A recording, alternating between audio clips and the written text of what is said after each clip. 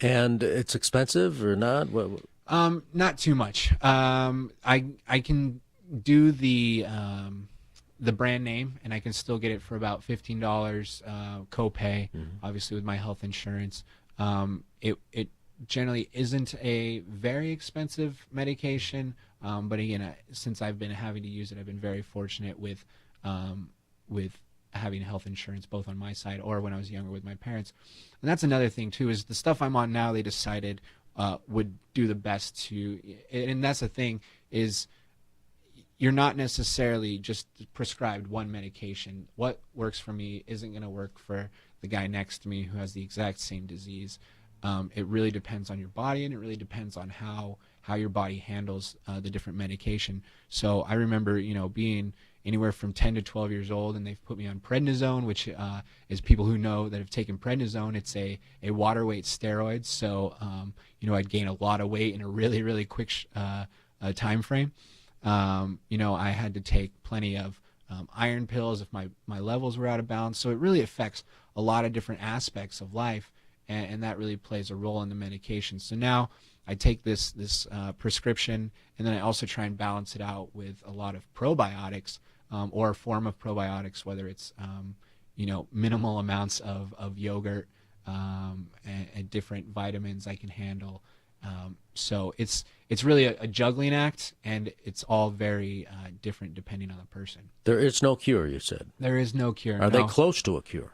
I don't think so, and that's really what this week's about, to raise awareness about Crohn's and colitis. Some people, my cousin, for instance, just not too long ago, she had surgery on her intestine, and they chopped out about 4 millimeters of her intestine, and that was fine for her because it eliminated the lone part that her Crohn's was attacking. For people like me, where it can attack anywhere in my digestive tract, I'm kind of out of luck for now. And so that's the one thing we're really making sure people understand. You can go to ccfa.org, which is just Crohn's Colitis Foundation of America. And that's obviously more from their view. You can just always Google it.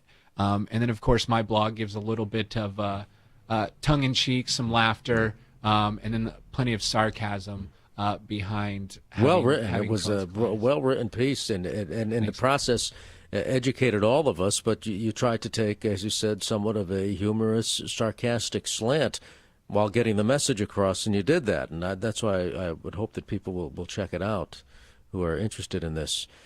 Could it get worse? Could it grow worse the older you get? Yeah, I really think it could. I see people, like I said, again, very, very blessed, but I see people who have suffered it for a lifetime, and it can be like one of those things, probably not as aggressive as, say, MS, which deteriorates your body, or Lou Gehrig's disease. But it's one of those things that after time, it really takes a wear and tear on your body. It also leads to other things. The doctor told me, I remember being 14 or 15, and he said, you have to prepare for colon cancer. And you just have to understand that that's a part of it. So it can ultimately turn into something else, or at least increase the riskability for having something like colon cancer.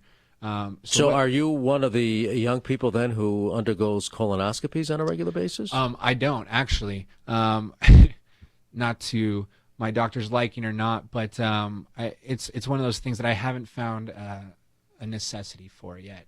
I've had, the last time I was scoped out, I was probably, I don't know, 16 or 17 years old, and that was good enough for me for a while. And that's just one of the things about it. Some people do get it checked regularly. As far as mine's concerned, as long as I feel that whether it's my medication or what I'm eating is keeping it in balance, then I really feel that there's no need to go that extra mile yet. A lot of people will say, well, you should probably be worried about the future of your health. And I'd say, yeah, but at the same time, I feel very encouraged and supported by what I'm doing and the way I'm going about it so far. And to be honest with you, it has yet to fail me. And I'm one of those people who it'll probably take a disaster to learn a lesson. Mm-hmm. The routine of getting ready for a half marathon, which is an accomplishment, obviously. What did you have to go through in order to get ready for the half marathon and run in Vegas under the lights to make people more aware about Crohn's disease? It was a lot of getting myself out there and getting the news out there. I tend to have a very light personality, and so I'll walk up to somebody in our office and I'll just start talking to them about my issues that I've had in the bathroom, and they'll look at me a little cross, and I'll say, well, guess what? I have Crohn's disease, and so this is how I'm handling it, and this is what you need to know about it. You make a lot of you have to have fun with it. I think you have to look at it in a different light, because it's something not a lot of people know about. And obviously, we're still in that mentality where visiting the bathroom or anything related is still semi-taboo, and people don't really talk about what happens in the bathroom, and that's fine. But I can tell you that it's not fun. You have to run there every once in a while.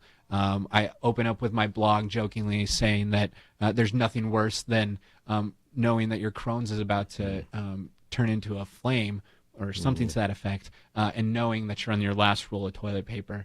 And so I've been there. It's one of those things that it's really just making sure that people understand that I have no problem talking about what I do or don't do in the bathroom. But now you had to get ready for a half marathon. So how are you able to prepare physically when you have Crohn's disease? Yeah. It was a lot of watching what I ate, and that was really tough for me. A lot more healthy eating. As a reporter, I don't get a chance to eat as healthy as I'd like. I'm always on the run, and pun intended. And so I really had to focus and prepare extra for whether it was packing lunch or whether it was making sure that certain foods were out of reach, and then physically. Preparing for a half marathon is one thing. You just have to run X amount of miles per week, and then increase that until you get about to 11 or 12, and then they say you're pretty good to go. The difference for me, though, is that right around mile 7 or 8, my body always said, "All right, buddy, it's time to take a little bathroom break," and so my fear for pursuing this half marathon was that I would be halfway through it or just over halfway, and I'd have to use the porta potty, which is fine. There were plenty of them out there. But what I had done was you plan accordingly by the food you eat. And so you make sure you do things that aren't going to push through your system faster. You make sure to eat plenty of fiber and carbs. And a lot of that played a role in having Crohn's while training for this marathon. It wasn't easy by any means. I'm sure someone without Crohn's would have done it much more effectively. But just through different strengths I have, and two, I think people with Crohn's or some form of IBD are used to this significant pain that just comes with everyday life. It kind of becomes a part of you. So something like running a half marathon is a little minor pain compared to everything you deal internally. So I think that gave me a little extra motivation. I said, if I can handle having my stomach torn to shreds, I think I can handle my legs being sore for a couple days. So you got to the 8-mile mark, and you just kept pressing. You kept moving right along. Yeah, and I was pretty amazed. My stomach didn't bother me really until the very, very end, which was a feat in itself. It was more my legs that were ready to crumble, but I made it through. I really thankful for the training, and CCFA, the Crohn's Colitis Foundation of America, has a plan for training with Crohn's. And it's essentially what I've been told my entire life. Don't eat this, eat this. Don't eat this, eat this. And, make sure if you don't push it or if you feel some pain in your back, they have all these different remedies. And I heeded to some of it, not all of it. And you just have to find out what works for you. Talking with Ricky Campbell on CT Talking. Ricky, a reporter with the Register Citizen, and we are talking about Crohn's disease. Ricky is afflicted with the illness. and he ran a half marathon, and he did that in order to bring awareness to the disease. Did you succeed in doing that? I think so. There was a good, probably, I would say 20 to 30,000 people that registered for this race, all in the name of the Crohn's and Colitis Foundation of America. Everybody paid an entry fee that went to this foundation.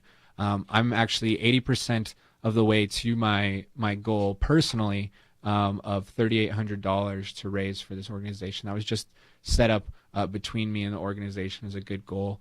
And even though my marathon is done, I'm still raising towards this goal, and I'm not going to stop until it's complete. And if I could, if anybody is willing to either donate or host, I'm going to do a couple of fundraisers and have fun, whether it's out a night at one of the local restaurants or bars, or actually I'm going to attempt to do an online auction. I'd really encourage people to get a hold of me. I'm pretty visible around town, whether it's through the register. You can email me there, or you can find me on my Facebook and Twitter accounts, and of course my blog. Please let us know the dates when you're going to do that. Would Absolutely. You? Okay, that would be terrific. And as you said, you're also on Twitter, and you also have your blog.